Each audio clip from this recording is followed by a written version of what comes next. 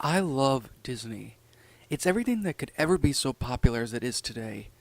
I have been in love with anything related to Disney ever since I first started watching them as a kid. From the days Disney started to the movies we have today, although one of my all-time favorites is the Disney movie Tarzan. Tarzan was a Disney movie that was made in 1999, and I was at least 9 years old when that movie came out. I remember watching the movie from the theaters to watching it on VHS to DVD, because nowadays DVDs are what we have. Although I have discovered a more darker version of the movie back in 2016, and I wish I could see it again to compare the version that I saw with the Tarzan Disney movie that we have now. If you don't know what Tarzan is, then let me fill you out on it. Tarzan was based on the novel written by Edgar Rice Burroughs, who wrote the entire series of 24 books. Now, I have never read them, but I was into his works of books, so I'd recently started to read the novels. And they're a lot more darker than the Disney Tarzan movie that we have today from Disney. And now, of course, we also have the events that happened that made me look at Tarzan a little bit more differently. It all started back in mid 2015, where I had gotten a job at Best Buy during the summer. We had phones, tablets, computers, and things like that, basically the simple kind of things, which were all sold along with extra stuff for these kind of electronics. However, we sometimes would have some movies every once in a while come in the store, but mostly just video games and game consoles. I wanted to work at Best Buy because my sister used to go there for her teens and buy me movies whenever they had them, and video games at that. Now that she's 32 years old, she used to work at Best Buy when I was in high school near my graduating year, but she then ended up quitting her job for financial reasons. After I worked at Best Buy for a couple of months, it was April of 2016 and I was really busy with my job. It was so tiring that when my shift ended, I didn't even have the energy to do the things that I like to do, and even the things that I wanted to do. Once in a while, I would sit on my couch and just relax, and then proceed to watch a Disney movie in the process. And that was the day that I finally decided to do so. It was a Friday on that day, and I was having a stressful day at work, despising customers being pushy and rude here and there. I had to put up with it. Luckily for me, it was my break time, so I drove out to the Best Buy Plaza and went to a restaurant. Not far from where the plaza was at, I went inside of a Taco Bell for lunch, and it wasn't really too busy inside. I ordered my food and waited. Standing next to me was a guy who seemed to be around my age. He looked at me, and I gave him a smile through my stressful thoughts going through my head. "Having a stressful day?" he asked me as I turned my head to face him. "Yeah, Best Buy can be filled with assholes that are pushy and rude," I replied with. We started a conversation when I finally got to see that he was from Best Buy. "You work at Best Buy?" I asked him, seeing that he had a Best Buy worker shirt with the name John on it. "Yeah, I'm new here. I just started working last month. I see you in Best Buy every so often, and honestly I think you're pretty damn awesome at what you do," John replied as his food was ready at the same time as mine. We grabbed our food, and he offered me to have lunch with them, to which, of course, I accepted. As we were there eating our lunch, we talked about what we both liked and disliked, and when I mentioned Disney movies, we talked in more detail about the movies. When I said to John about Tarzan being one of my favorite Disney movies, I explained to him that I couldn't find it on DVD anywhere. I tried ordering one from online, but the DVD didn't apparently work. "Have you ever thought about, buying a movie from Google Play?" John then asked me.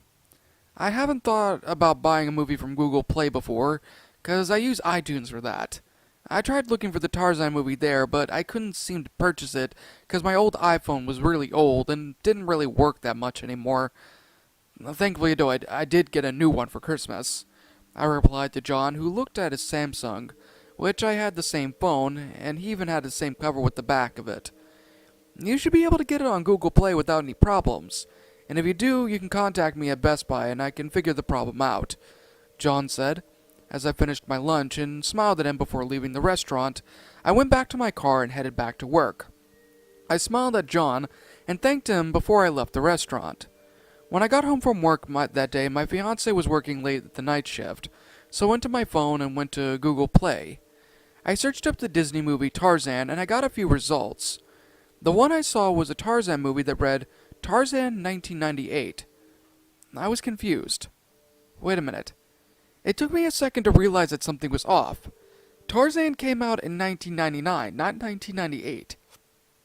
I then did some research, and it said that the production of Disney's Tarzan was made sometime between 1997 and 1988 and was then released in 1999. Maybe it was a pre-made version of it, but I was still confused. But then again, I decided to ultimately look at the ratings of this weird version, and saw that there was only 2 reviews, with the ratings of the movie being 1 out of 5 stars. I looked through the comments of the movie, and one of them said that it was way too violent for children. Another review said that it was more of a darker tone to it than the 1999 version. Even though the movie was dark anyway, but at least it had a semi-kid-friendly, or at least kid-friendly, atmosphere. I thought that this movie was pre-made in 1998, and I was lucky enough to see it, as the other 2 people who reviewed the movie did. So I took a look at the cover, and to my surprise, it was a special edition cover. It had Tarzan in the front with Turk, Jane, Tantor, Kala, and everything else that was on the cover. So I wound up purchasing the movie on Google Play. I waited for a few moments, and I went to play the movie from my phone. I plugged in my earbuds and sat on my couch on the phone in hand and started watching the movie. To my surprise, most of the intro played normally. But when it came to Cal and Chesk walking up to Sabor, who was chasing their baby, the scene was a little bit out of place. It seemed longer than I thought it would show, that it showed the baby gorilla being killed by Sabor by having him sink his teeth into the baby gorilla. I thought there was going to be blood and other things like such, but thankfully that just wasn't the case. The screen then cuts to Kercha and Kala heartbroken by the sight of their baby being killed. So far, the 1998 version of the movie was already pretty messed up, but I knew that the other version of Tarzan was particularly messed up at some parts anyway. So it really didn't bother me too much. However, I didn't exactly expect Disney to go that dark though. Maybe because of the fact that it was a pre-made version of the movie, it just didn't make the final product due to the violence that was in it. That's the only conclusion I can really come up with.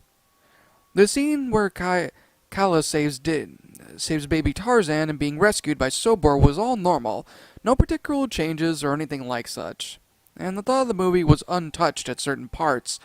However, I got to the part where Kerchan and Kala were talking about baby Tarzan, and things started to get a little bit weird. "Kala, I cannot let you put our family in danger," Kerchak said to his mate. The scene where Kacho wants Kala to take baby Tarzan back, but Kala refused. "Does he look dangerous to you?" Kala said as Kerchak got really pissed off and roared at her, making baby Tarzan cry. He was at the stance that he wanted to hit his mate. I was getting a little bit weirded out by this. I thought Kerchak was going to do something screwed up, but ultimately he finally gave in. "Fine, he can say," he said to his wife. "But that doesn't make him that doesn't make him my son." When the tape cut to Tarzan as a child, he was hanging around Turk, who was an ape that was a friend with him. He dared Tarzan to get the elephant hair, which is where the things started to get more messed up.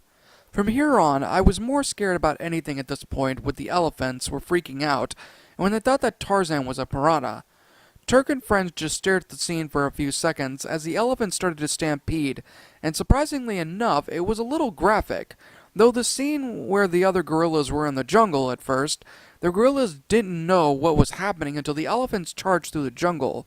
Everyone got out of the way just in time.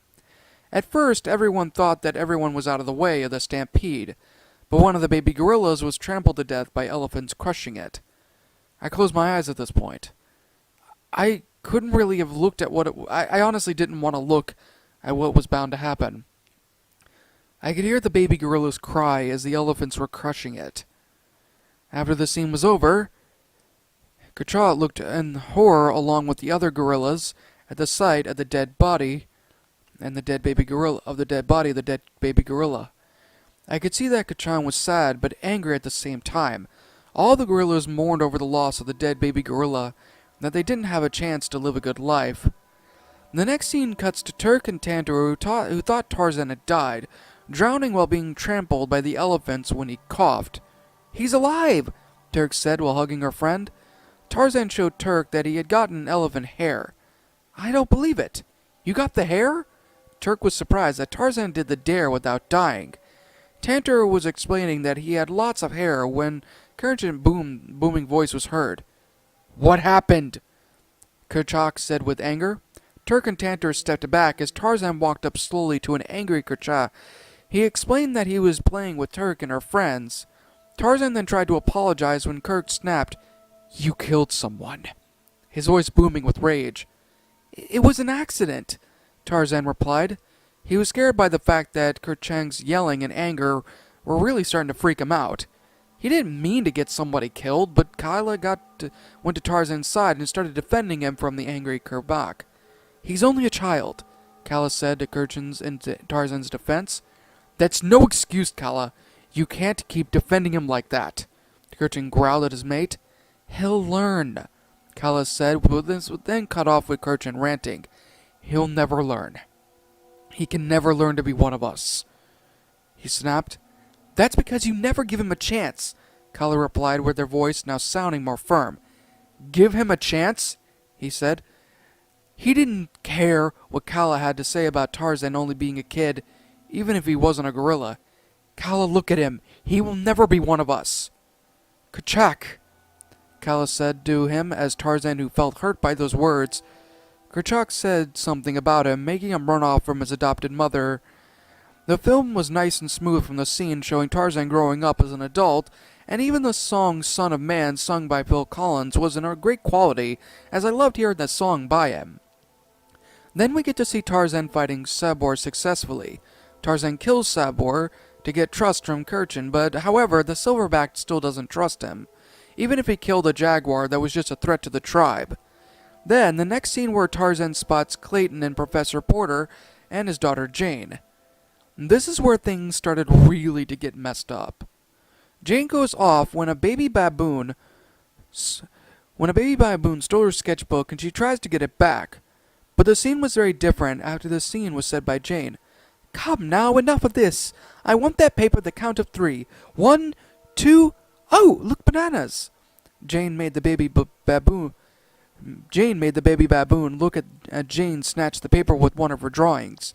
She was greeted by a whole bunch of baboons chasing Jane. Tarzan saw what was going on, and he swung on a vine so that he could save her. As he grabs her, by the time she was close to a dead end.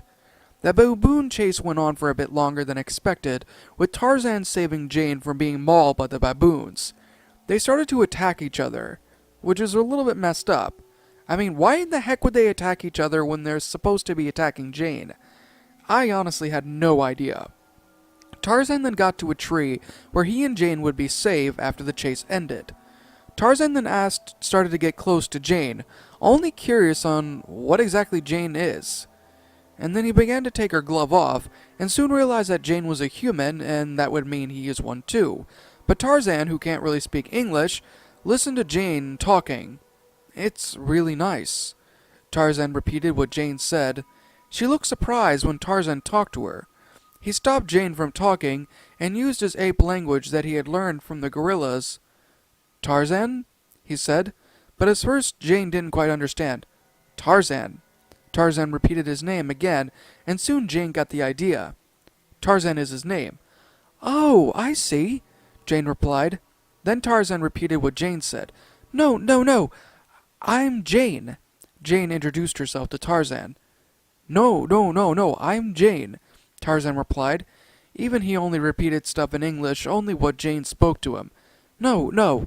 Jane stopped Tarzan for a minute so she could show Tarzan the better way to introduce herself to Tarzan. Jane, Tarzan, Jane. Jane replied as Tarzan repeated Jane's name when a gunshot from Clayton echoed throughout the jungle. Jane then asked Tarzan if he could go and take her to her camp, where Tarzan agrees. He picks up Jane and swings her from the jungle to take her to her camp. After Tarzan's animal friends trash Jane's camp, Tarzan and Jane get to it. Jane was in a look of surprise. She saw gorillas, and then she saw the amazement as Tarzan was playing with Turk and talking like a gorilla. He's one of them? Jane was surprised to see that Tarzan was raised by gorillas. When Katrin showed up, everyone left as soon as Clayton and Professor Porter walked into the camp to see that Jane was unharmed. She went on telling her father and Clayton about how she was chased by baboons and how Tarzan had saved her. The next scene itself cuts to Kachan warning the tribe about the humans that are strangers to them. But Tarzan argues a bit with Kachan about the strangers that he met and that they couldn't hurt them. But Kachan, being overprotective, looked at Tarzan with a stern look. Protect this family and stay away from them. Tarzan, who felt like he was being treated like some soldier, didn't want to listen to Kachan. Even Kala told Tarzan to do it for once. Even when Tarzan was showing up the back of the camp to see Jane the next day, he met her father, Professor Porter, and Clayton, who had been hired for protection. Jane introduced Tarzan to her father, and Clayton, which Tarzan would only say a few words in English. When Clayton asked Tarzan to take him along with Jane and her father to see the gorillas, Tarzan couldn't speak English, so Jane suggested to teach him their language. As the next scene went on about how Tarzan's new friends teaching him the life of the humans do, he learned a lot from Jane and Clayton the most, but mostly Jane. The song Strangers Like Me was being played throughout the whole scene, which I enjoyed, that song, since it was one of my favorites in the movie. When Tarzan grabbed a handful of flowers, he was planning on giving them to Jane, but he saw the commotion going on. People were moving crates and stuff around. Tarzan soon bumped into Jane, and she looked at Tarzan. "Tarzan, I was wondering if you'd come to us to England," Jane asked. Tarzan, when he asked about that, simply was only saying and hoping that they were just visiting and coming back to Africa tomorrow. But Jane told Tarzan that she will not be coming back, so Tarzan kept telling Jane to stay, but she kept telling him that she can't stay. And telling Tarzan so many times that she can't stay, she runs off from the scene crying. Clayton talks to Tarzan about taking him along with Jane and her father to see the gorillas. At first, Tarzan didn't want to do what Clayton asked him, but he finally gave in and made an idea for his human friends to see the gorillas. Tarzan disguised Turk and Tanner as Jane and Professor Porter to lure Kakin away from the rest of the gorillas, which worked for a while when Tarzan took his friends to see the gorillas, including his mom, Kala. Kurjik finds out later that Tarzan betrayed him and his family. Kala then takes Tarzan to the treehouse where she found him as a baby. Tarzan looks at a photo of his mother and father. He soon realizes that he was a human, so Tarzan decided to leave with Jane the next day so that he could be with humans like him. He said goodbye to Kala that night, which made me upset. I knew what it was like to leave somebody that you love behind, even if I had reasons to do so. When the scene transitioned to the boat where Jane and her father and Tarzan climbed on board, it was a trap. Clayton had planned on capturing the gorillas to sell them. Tarzan shouts loudly at Clayton, and Tanner and Turk found a way to swim to the boat to save Tarzan and his friends. The movie went so smoothly that it could be up until the scene it shows Clayton and his men attacking the gorillas, and even Kerchan, who was trying to protect his tribe. Tarzan, along with his friends, showed up to confront Clayton. However, this scene was a lot more darker than the Disney movie from 1999 we have. When Clayton shot Tarzan, a loud gunshot rang out through my earbuds. That scared the ever-living hell out of me. I turned the volume on my phone down so I could still hear the movie. Where Kerchan roared in anger, he ran towards Clayton to attack him. Another gunshot rang out. It wasn't as loud as the first one was. The fight between Tarzan and Clayton went just as well as in the original movie, until the part where Clayton cuts through the vines to get to Tarzan when he accidentally hangs himself. The camera then pans out to focus more on the shadow of Clayton's dead body in the shadows. Usually I knew that was disturbing, but other than that, I was fine with that scene. I had seen the original movie so many times. Tarzan is now seen with a dying Kerchan. A gunshot wound was shown in the silverback, and the wound was a large gash that was a bit too graphic. A little bit too graphic to the point where I felt a little sick to my stomach, but I ignored it and continued to watch the movie. Kerchan's weakly looks at Tarzan, and with a raspy voice, he said, "Tarzan," Kerchan said weakly. "Ketchup, forgive me," Tarzan said to his dying tribe leader. "No," Kerchan weakly replied. "Forgive me for not understanding that you've always been one of us. Our family will look up to you now." Knowing how much this was tearing me up, I started to cry a little bit too. No, no, Tarzan replied sadly. Take care of them, Kachan pleaded. My son. Tarzan held Kachan's hand in the silverback's last dying breath. Take care of them. Kachan dies due to the wound being too much for the old silverback to handle. Tarzan then became the leader of the tribe, and the scene then cuts to Jane and her father leaving the lifeboat to the ship. Jane, who felt heartbroken, looked back at Tarzan on the beach.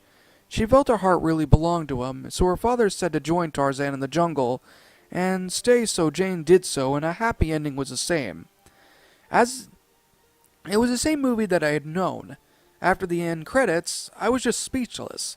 I knew the movie was dark, but this version was a tad bit darker than the one that I know a lot from the original film. It was late at night by the time the movie finished, so I plugged in my phone on the charger and went to bed that night. The next day I was getting ready to work, and I just remembered the Tarzan movie from 1998 I saw. I was a little freaked out about what some of the scenes that were rather graphic, so might have been why Tarzan didn't come out at that time. It likely would have freaked kids out if it had those parts and things like that. When I went to the Best Buy, the worker John wasn't there. So I wondered to myself what could have happened to him. Soon later on my shift, my boss told me that John had left his job for unknown reasons, and nobody really knows why. I didn't know why he left either. After my shift was over, I decided to watch the video of Tarzan again at Google Play. When I got home and went on my phone to look it up, I couldn't find it. All I found was the original movie of it, along with the other Disney movies. I tried looking for it everywhere, but I had no luck on finding it. So then I finally decided to look on recent purchases, but I couldn't find that either. So then I wondered, did Google Play take that movie down? Well, if they did, they would have done it for many reasons to begin with. But I'm still tend to hunt for it. But I can't find it. Maybe I might come across it someday. I hope I can see it again, and one day show it to my sister, who, now that it's 2019, I'm still for the hunt for it now. But, of course, like I said, I'm not able to find it. I've tried everything, but I still can't find the movie itself. But no matter what happens, I'm still going to keep on going, and I'm still going to keep on trying to find this and watch it again one day.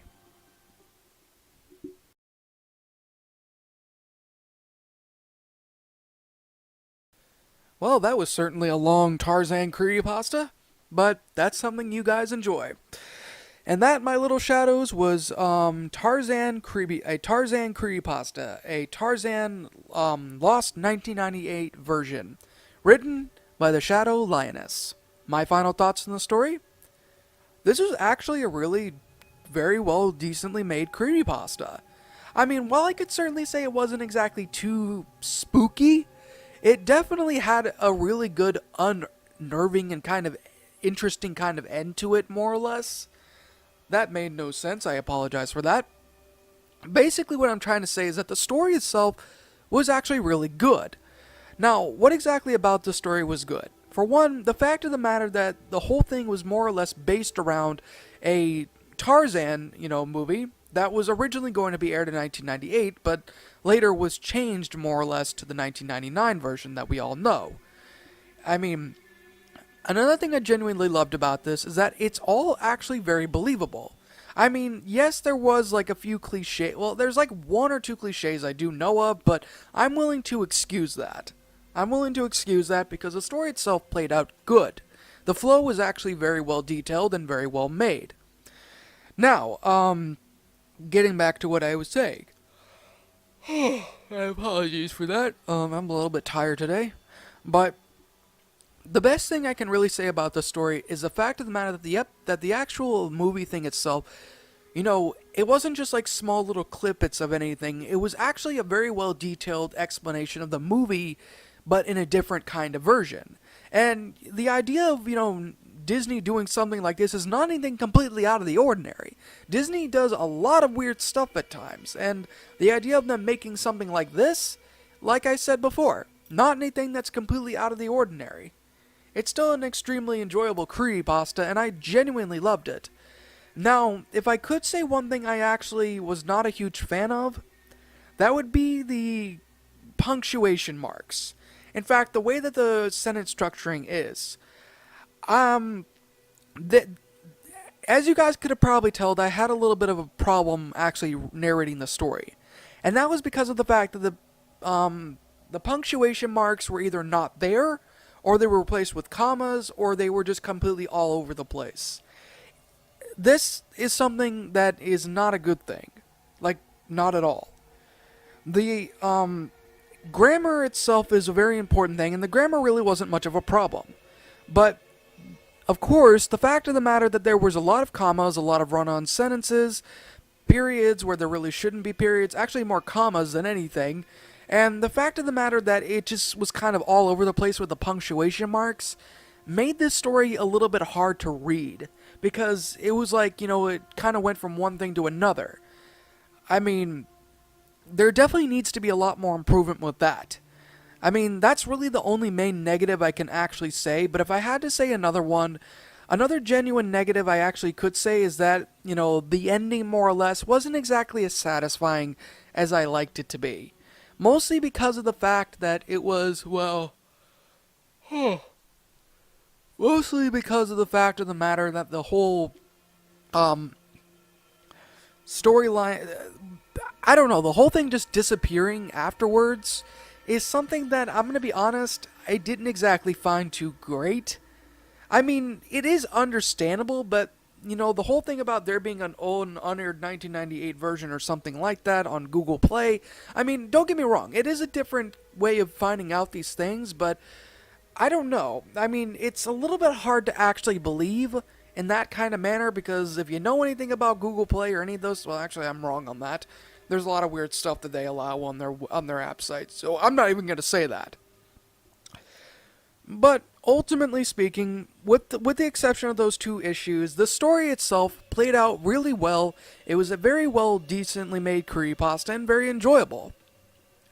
But like I always say, this is simply my own personal opinion, and if you disagree with it, that's perfectly fine too. We're all entitled to our own opinions in regards to these creepypastas, and this is simply my own personal thoughts. My final rating of this story would have to be a 8.5 out of 10. It's a very interesting and very well detailed creepypasta, very believable, at least for the most part. However, the punctuation marks really need to be revised. The sentences also need to be properly aligned and things like that to make sure of it that everything flows well, and the ending itself just wasn't really that satisfactory. Believable to an extent, yes, but still not exactly as satisfactory. But what did you guys think about this creepypasta? Did you guys enjoy it? Did you guys not? Also, what would you have personally done to help make this story a lot better? Let me know your thoughts down in the comments section below. I'm the Shadow Reader. Thanks again for watching today's episode. And like always, roll the outro because I'm out.